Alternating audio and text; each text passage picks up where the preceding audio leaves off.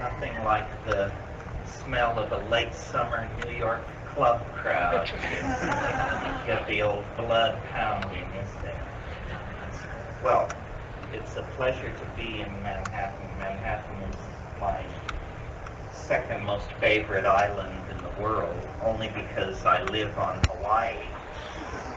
And I feel more affinity to this island than to the other Hawaiian islands, which have various cultural extremes I'm not really capable of relating to. But you'll hear more about that. Anyway, it's great to be here. It's great to see so many familiar faces. I appreciate those literary trajectories so ably launched from this stage by Anais and Shirai. And what can I tell you? It's a pleasure to be here. I always feel when I come to Wetlands that I'm like checking in with sort of my home base congregation. About 5 years ago, I moved out to Hawaii for the specific purpose of looking back at this scene and putting in a full-time effort to understand it. Of course, this tells you I didn't have a job. I still don't, but if you're a cultural commentator, who needs a job, right? The glory alone is sufficient to pave one's way. And I, probably like you, here at the end of the 20th century, having lived long enough to go at least once or twice around the block, I'm noticing that the strangeness is not receding.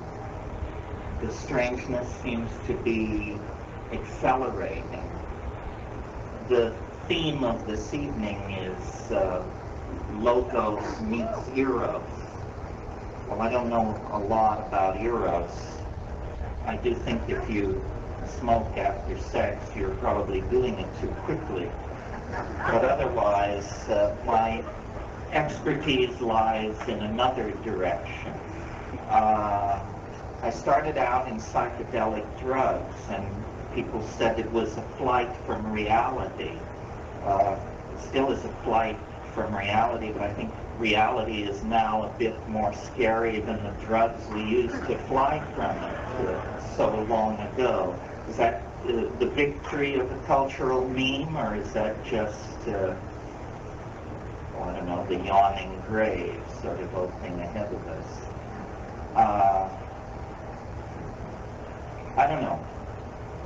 My thing is to be amazed at the world as given by nature, but ever more as we approach this millennial speed bump in our cylindrical highway, to be amazed at people and about the direction that mass psychology seems to be taking. And since I assume everybody here is a shaper of this mass psychology and the extremely powerful media-based jobs that you all occupy, it might be worth talking about that a little bit tonight. As I see it, I spend all afternoon at MoMA, as I always do when I come to town. I know it's a thing, but I do it anyway. Worshiping at the altar of modernism. So relieved now that it's almost over. You know, because it's going to be bracketed in this century, the 20th century. It's almost over. There's very little left to run. A few I's to be dotted, a few codas to be played. But essentially, it's a done deal. And this end of the century psychology is a psychology of hysterical conclusionism and summation, and to some degree a rhetoric of fear that we can never outdo ourselves. And I think it probably felt the same way 100 years ago.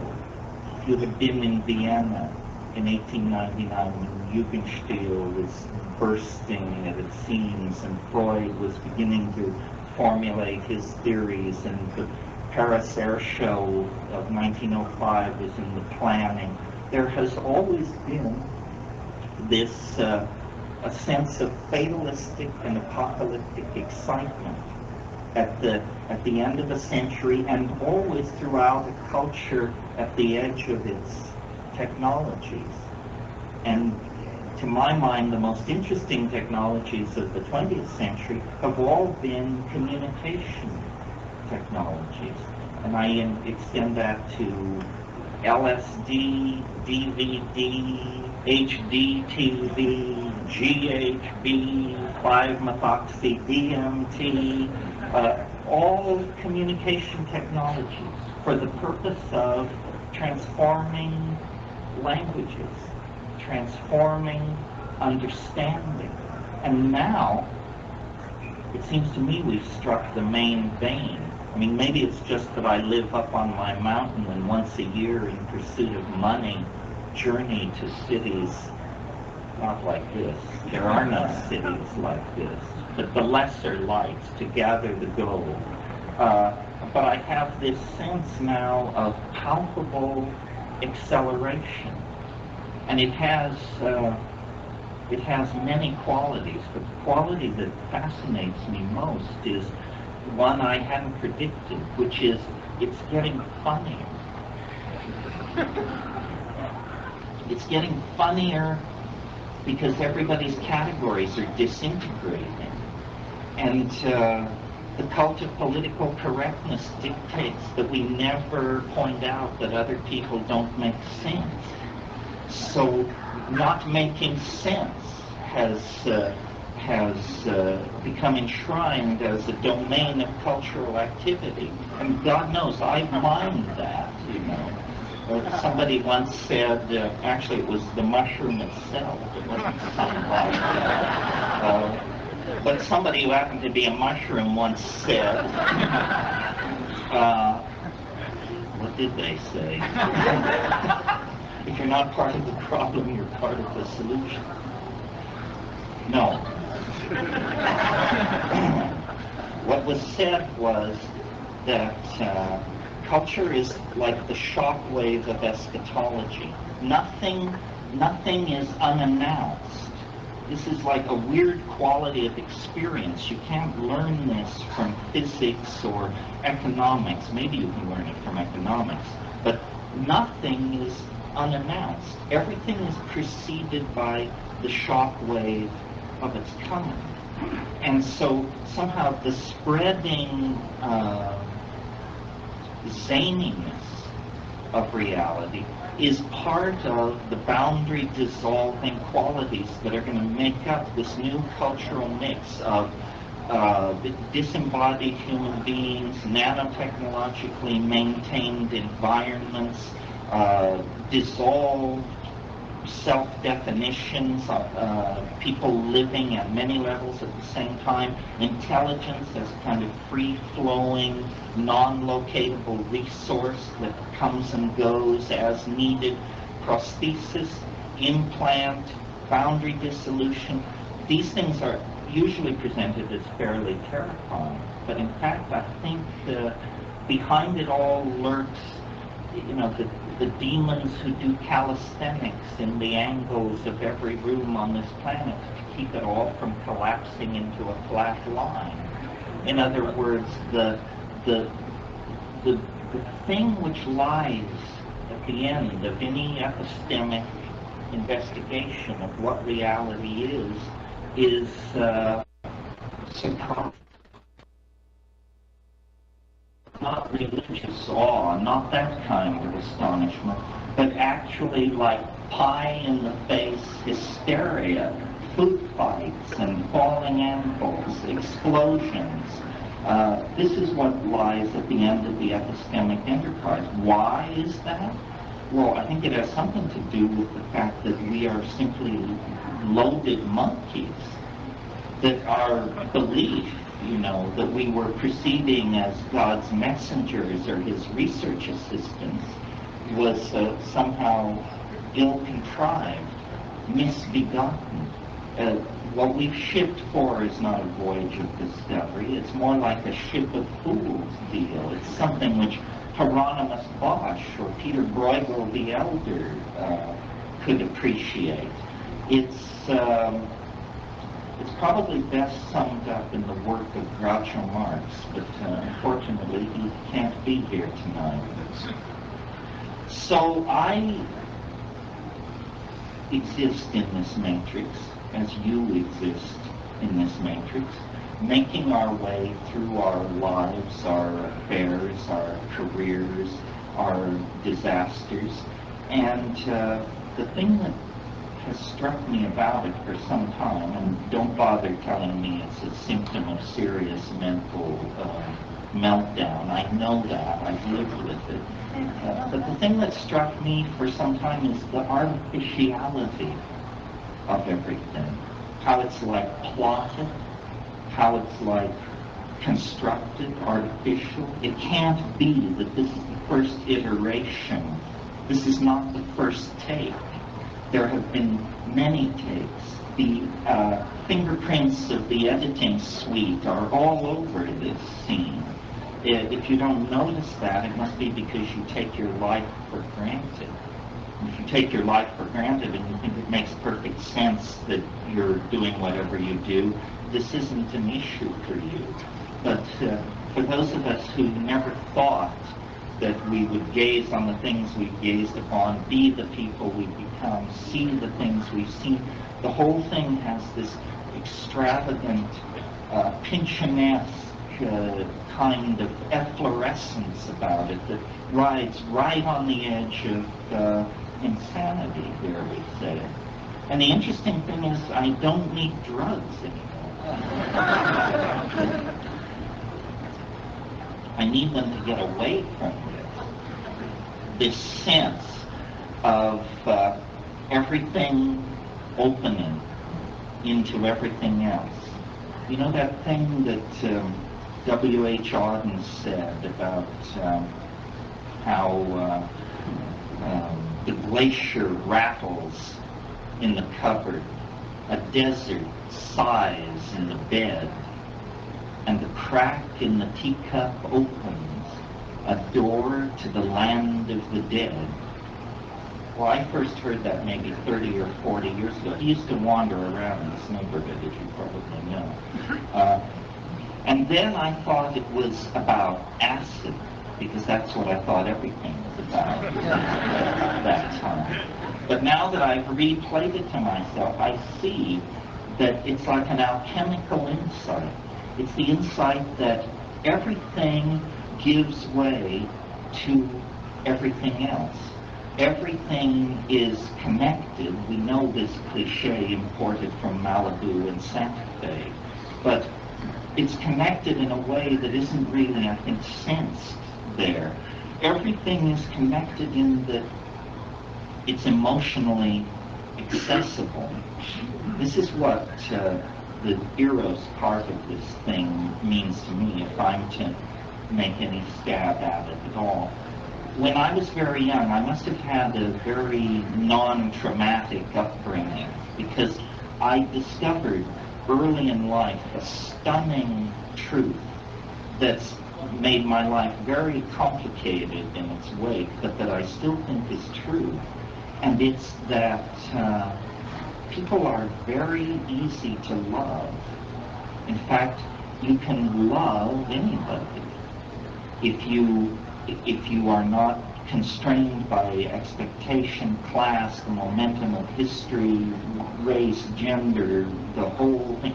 But for a child to make this discovery and recall it, stick with it, be able to mnemonically pull it up at such situations like this, I think is extraordinary, and I stand outside it. I don't draw any conclusion from it. It hasn't made me a nicer person. Don't try to buy me a drink based on it. You know, somebody said it loves mankind, loathes individual human beings.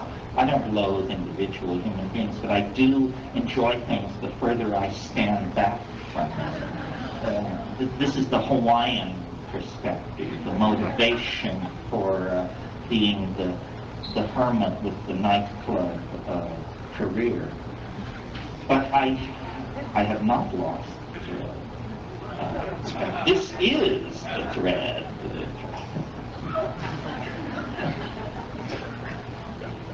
And what it's about, it's an effort to generalize, from one person's life to everybody's life. Because the only thing I really bring to the party is a lot of experience and then some ability to articulate it. And it's like, it's not my story, it's not somebody else's story I tell, it's just the story.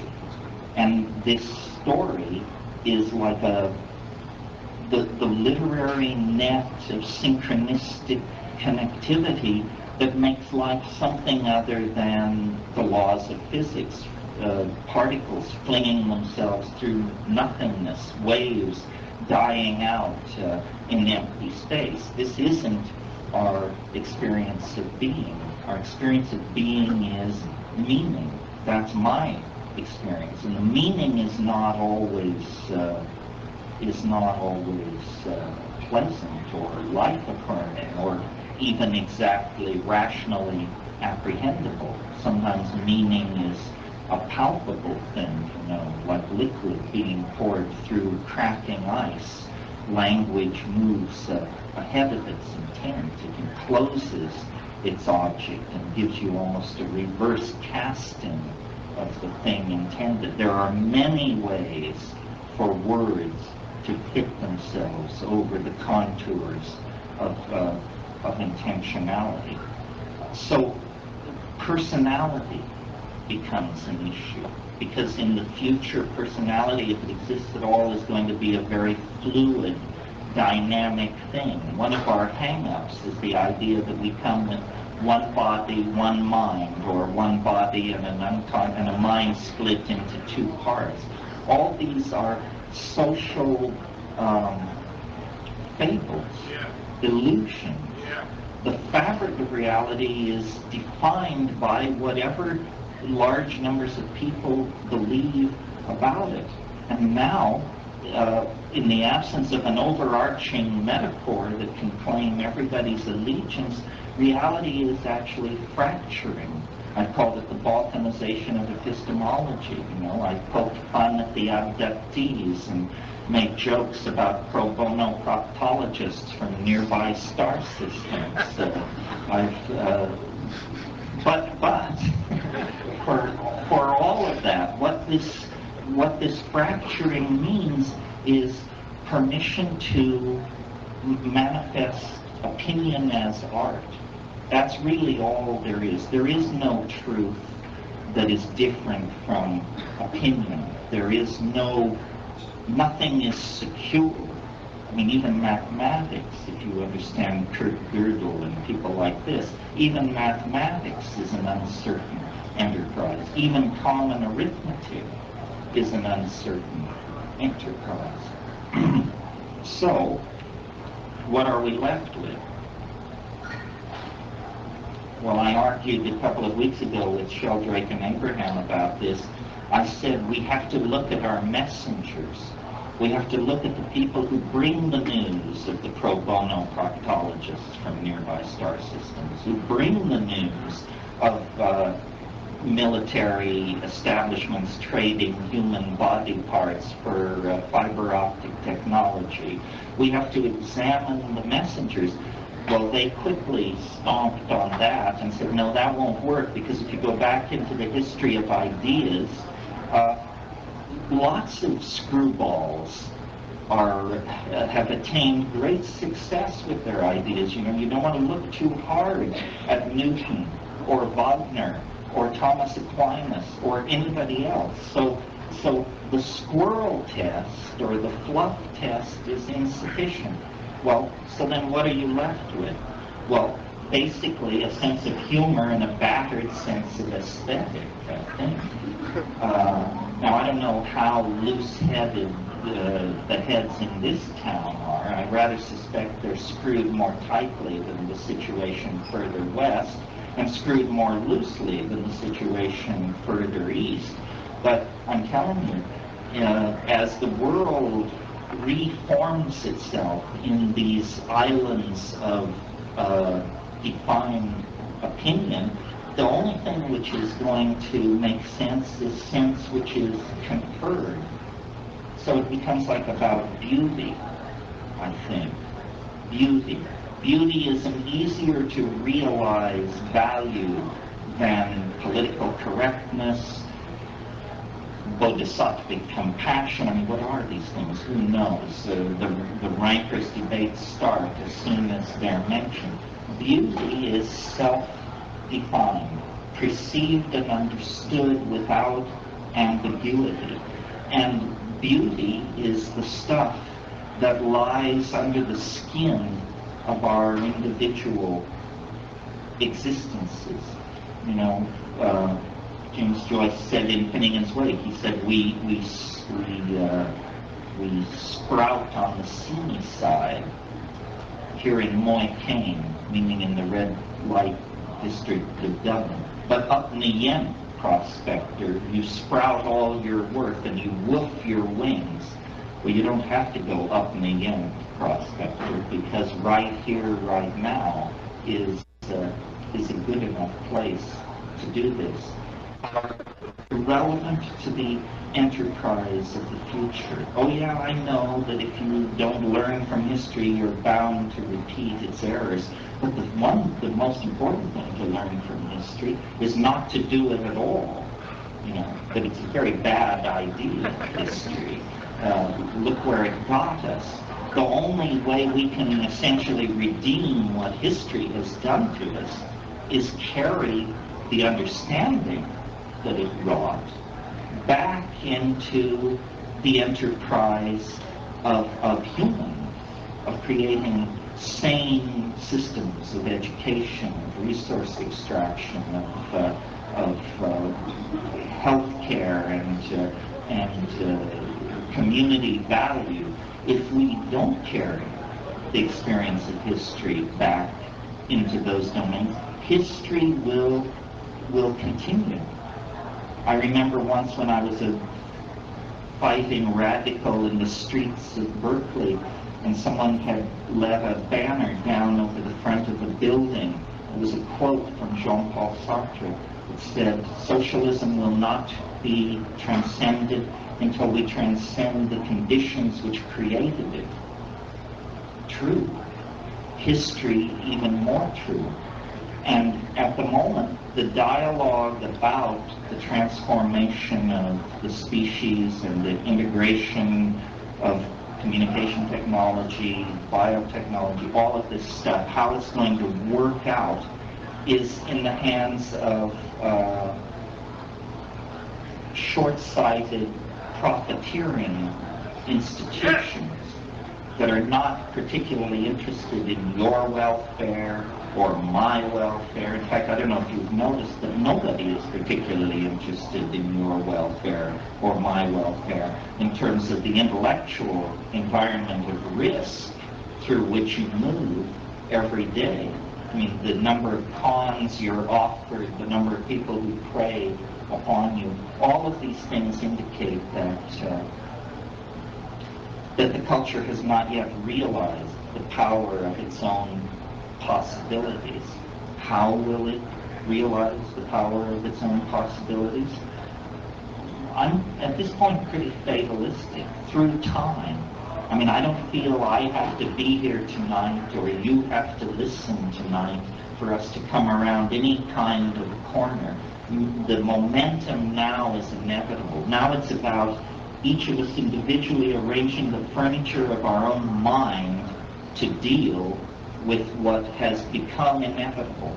It wasn't inevitable, but the 20th century made it inevitable through the Holocaust, modernism, psychedelic drugs, syncopated music, the dislocation of time and space through media. All of that has now made this transformation inevitable. The human being adapted to the savannas of Africa of 120,000 years ago is just dragged forward. into the future by all of this. And if you can get through life without trauma, heartbreak, agony, murderous rage, fury, betrayal, etc., you're a better man or woman than I am, for sure. I don't think anybody can get through the narrow neck of, first of all, incarnation in a body, but more trying, incarnation inside a historical society that is cannibalistic, low intentioned, and with values that are completely formed and modeled on the marketplace. So I think about all of this all the time, and I feel great change. I try to monitor it, especially in the realm of society and technology.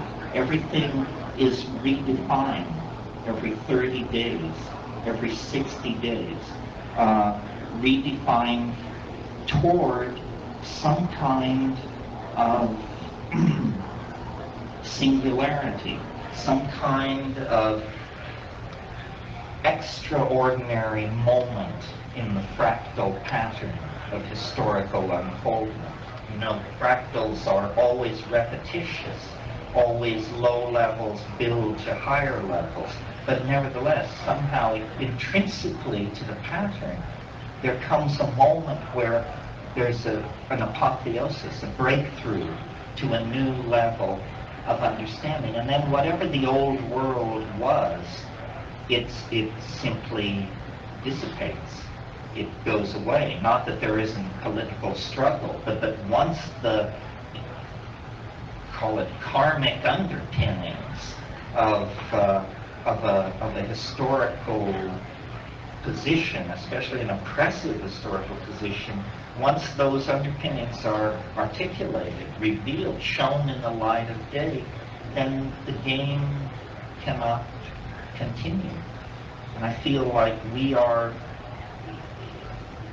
interestingly, in this calendrical moment, we can experience the calendar's transformation, or we can use it as others are using it to put forward the idea that certain things are now obsolete, no longer to be practiced outside the confines of the 20th century, not part of the third millennium. And I'm thinking of fascism, sexism, racism, all the division-based consequences of old-style politics. And people say, well, where then do psychedelic drugs fit into all of this, or do they fit into it? Of course they fit into it, because the felt presence of experience, the reclaiming of the body, that's the critical political battleground. Your mind is now your own in some sense. It was a mistake. It wasn't supposed to happen that way. But the acceleration of psychedelic use in the 20th century, the explosive spread of the internet, in some sense, it's as though we have broken from the slaves' quarters and are already milling in the streets. But we don't yet have the power of the understanding to know where the centers of power are and how it is that they disempower and manipulate us. And that's because we haven't focused on the body. The body, and this, I suppose, then, is the thing which gives the Eros thing cogency. The body is the battleground for these various definitions of humanness, and Eros, representing the erotic celebration of diversity, is a terrifying specter to hold up in front of the ordered, constipated hierarchists who actually have the illusion that they own the enterprise. And nevertheless, this is what they're looking toward. This is what was made inevitable by their own rapaciousness in the past. that they painted us so quickly into a corner of resource extraction and disgust with media manipulation that a breakout was was inevitable, had to come. You know, one of the things that has impressed me as I go through all of this is, well, my doctor brought it home to me because he was saying to me as I buttoned up recently after an examination, he said, you know, in the 19th century, most people your age were dead.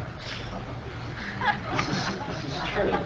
I'm 52 years, soon to be 52. Very few people statistically reach that level. And I think part of what's happening, and it's odd to address an audience so young on this matter, but here's something your parents may not be telling you.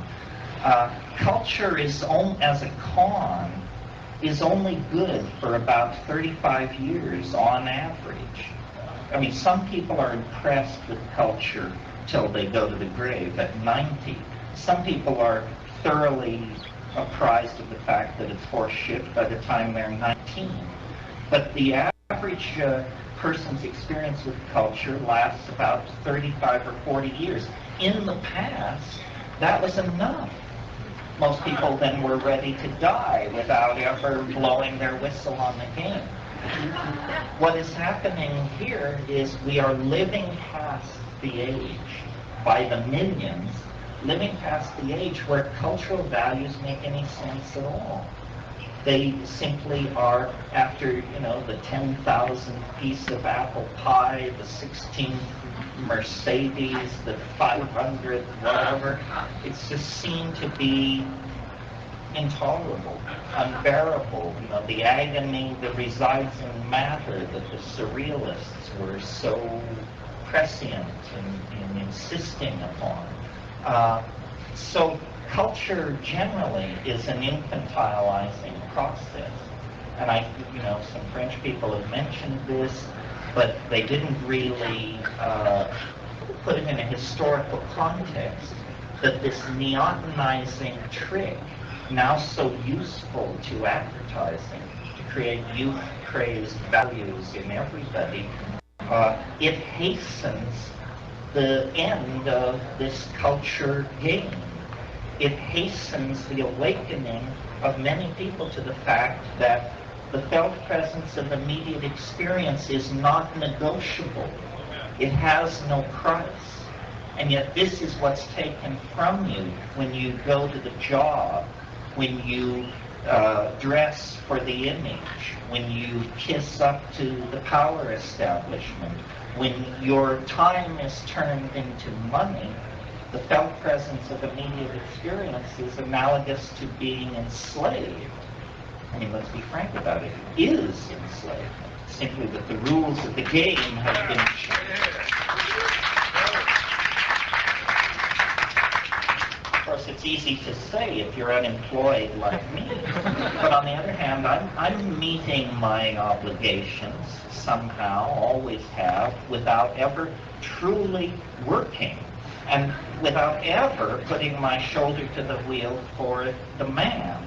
Of course, I had to deal dope to do this. Once I got past that, and it worked. Well, I could go on in this vein for some time, as you see. But the thoughts that I wanted to leave you with tonight on this, because I feel like I am checking in with, in some weird way, my peer group of, and maybe my most critical group as well, which is fine. We don't need any gurus here. We don't need any laying down of the law. Anybody who tells you they have a clue as to what's happening should be suspect for mental illness and delusions of grandeur. But the thought is, and I haven't said this yet, but this is the conclusion from all of this, is culture is an effort to satisfy this weird desire human beings have to close off experience, to live with closure. to force closure. I mean, that's why cultural trips are so bizarre, why they don't make sense to anybody but the Witoto or the Warane or the Americans or the Japanese. If you're not inside the culture, it seems crazy. The cultures don't make sense because they're not trying to make sense. What they're trying to do is produce closure, which then somehow makes a human being who is living in the light of closure a more manipulatable, a more malleable, a lesser thing.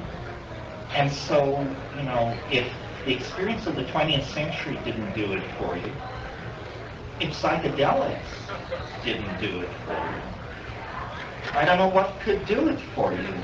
The message coming back at all of us is live without closure.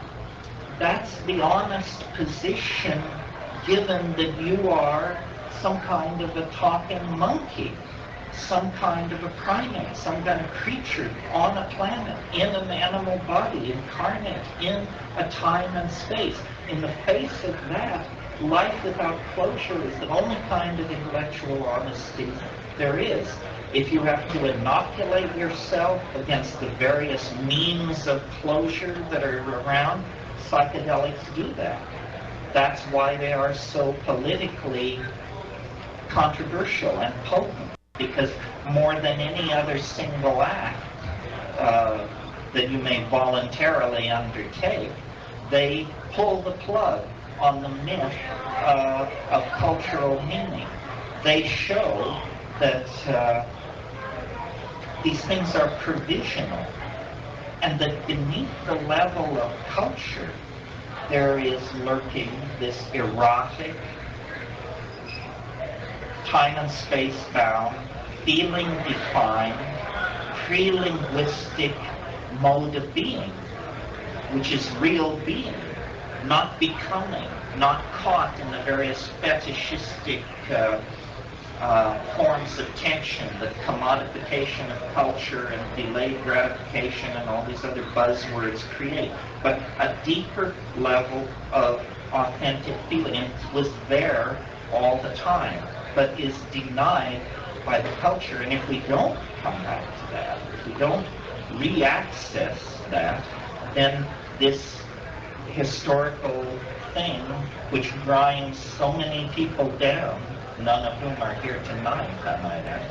They are lost in the barrios of third world cities and in the disruptive environments created by this system. But history will continue.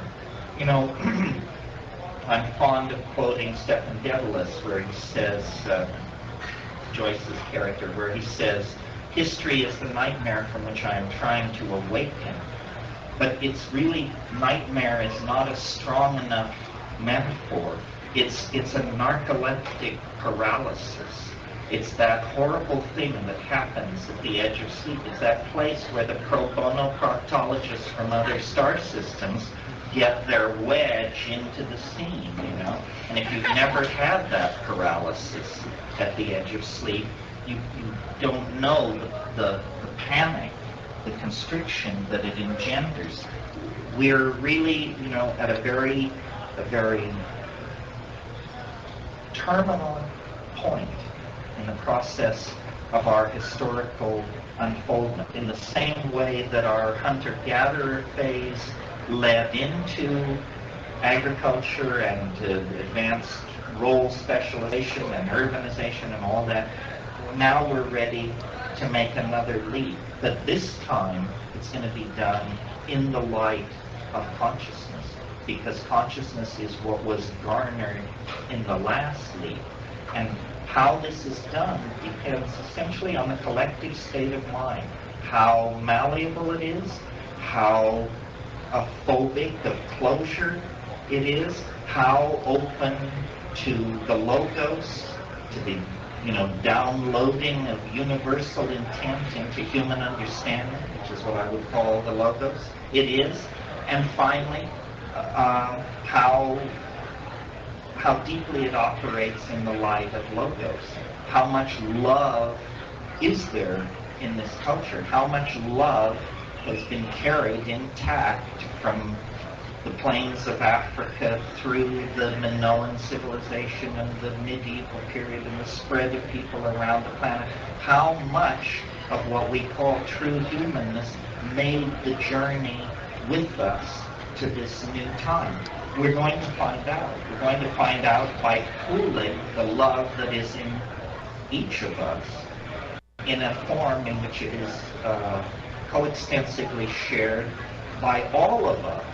I mean, there may be many ways to talk about what this will feel like, what it will look like, but what it will be, if it works, is love. If it isn't love, then it's less than a perfect sublimation of the alchemical purpose, and less than perfect is now off the menu. So the only way up is out, up and out. That's all I have to say.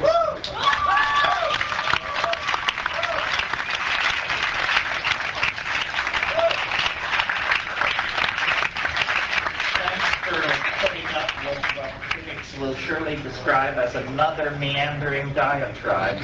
I know there are some people here from the novelty list.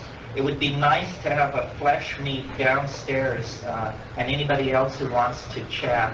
And then we'll get out of here, and Olatunji is going to do percussion. And if that ain't the felt presence of immediate experience, I don't know.